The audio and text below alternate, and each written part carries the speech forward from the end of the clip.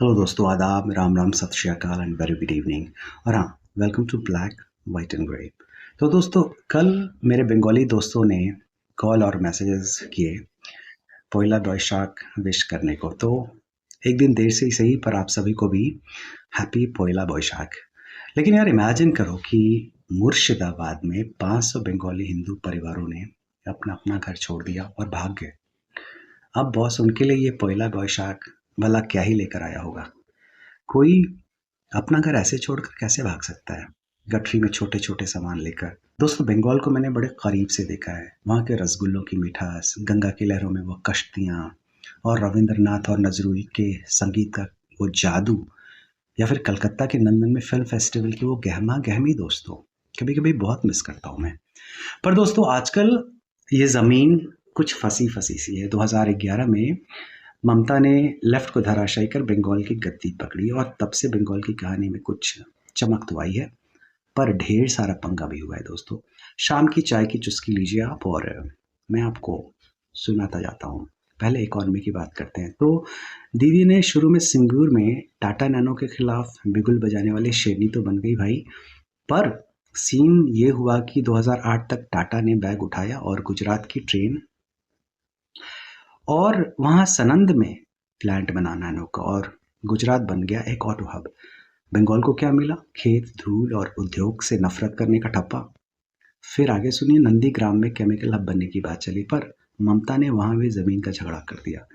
धुआंधार बवाल हुआ दोस्तों, 14 लोग मरे, और प्रोजेक्ट तो खैर तेल लेने गया।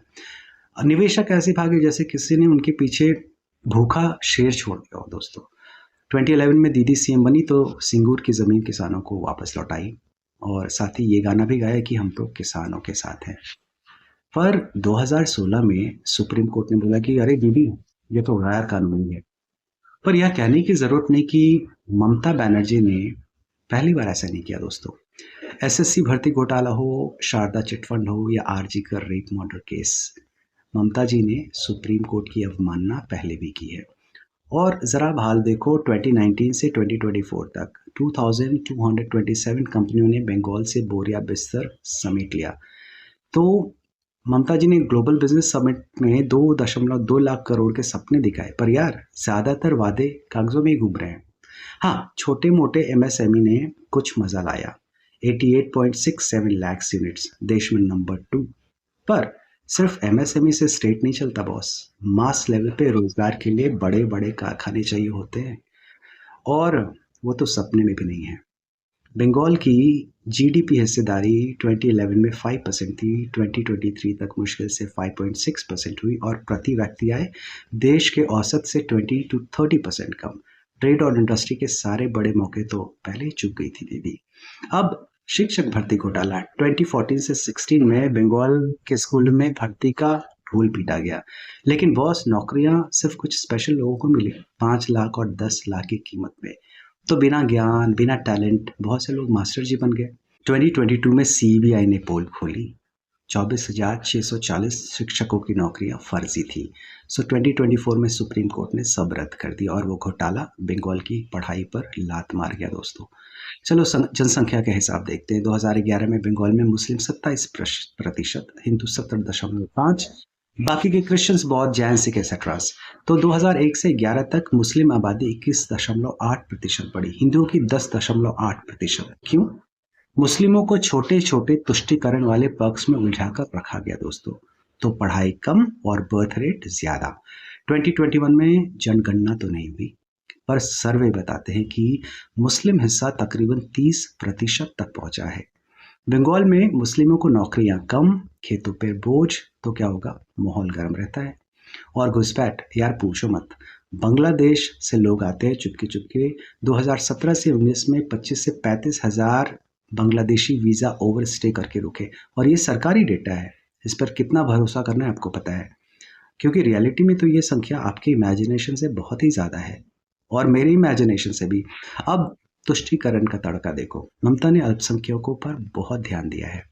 2011 से 2024 तक अल्पसंख्यक बजट 472 करोड़ से 5,530.65 करोड़, लेकिन उनके पढ़ाई लिखाई और रोजगार पर कोई काम नहीं हुआ।